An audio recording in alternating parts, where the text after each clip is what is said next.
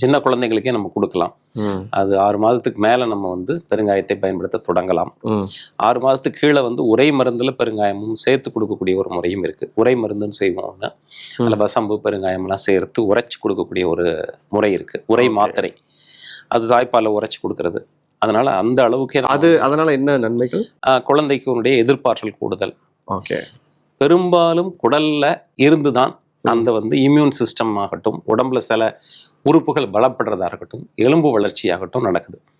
அப்போ அதை வந்து பலப்படுத்துறதுக்கு முதல்ல 6 மாசமும் குழந்தை வந்து வளர வளர அது தயார்படுத்திட்டு இருக்கோம். அதுக்கு இந்த உரை மருந்து உதவியாக இருக்கும். சூப்பர். எப்படி ஒரு வேக்சின்ஸ் போடுறோமோ அந்த காலத்துல வந்து உரை மருந்து தான் வேக்சின் பில் அப்படின்னே சொல்லுவாங்க. ஸோ அந்த மாதிரி உரை மருந்து அப்படிங்கிறது வந்து பிறந்த 16ஆவது நாள்ல சில வீட்டில் கொடுப்பாங்க. சிலரில் வந்து 1 மாதம் கழித்து கொடுக்க ஆரம்பிப்பாங்க. எப்படியா இருந்தாலும் அந்த 1 மாதம் அத்துக்கு பின்னாடியிலேருந்து ஆரம்பித்து 2 வயது வரைக்கும் நிரம்பும் வரைக்கும் அந்த உரை மாத்திரை அப்படிங்கிறது கொடுக்கறது ரொம்ப முக்கியம். ஸோ அதில் ரொம்ப முக்கியமாக அந்த பெருங்காயமும் சேர்த்து கொடுக்கறது நல்லது.